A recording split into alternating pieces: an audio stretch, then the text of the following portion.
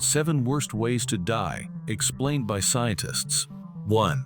Being buried alive. The length of time one can survive underground varies.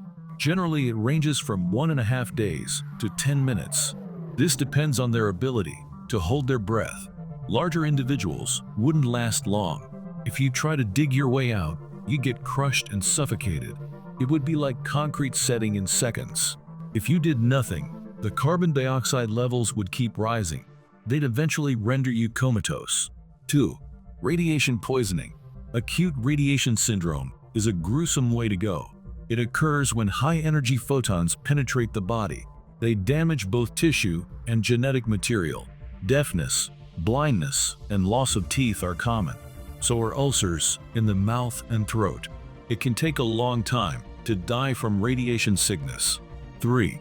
Being consumed by a bone-eating snotflower. The Mariana Trench is the deepest part of the ocean. You could get to the bottom in a submersible. If you left it, the air pockets in you would collapse. But you wouldn't have any air, thus you wouldn't float to the surface. You'd stay at the bottom to be consumed by the bone-eating snotflower.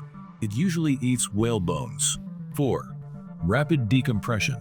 Decompression is what happens when you surface too rapidly. Divers have to breathe compressed air.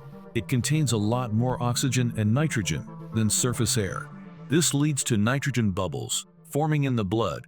It takes time for them to dissolve. Surfacing too fast pops the bubbles at once. This ruptures internal tissues, which is not survivable. 5. Being sucked into a neutron star.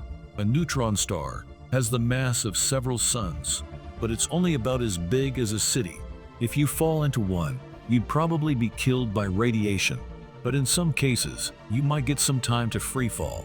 Neutron stars are strong magnets, so human atoms will be distorted into spaghetti. All the bonds between atoms will be broken. You'll become a plasma-shaped human cloud. It will be tidally stretched and pulled into the star. 6.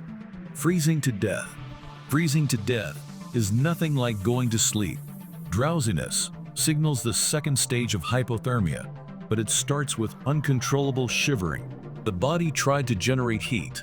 When it fails, muscle stiffness and disorientation set in, and those malfunctions can be agonizing. That's because the body diverts blood from the extremities to the vital organs. This causes excruciating aching in the hands and feet. Frostbite can develop, inflicting even more suffering.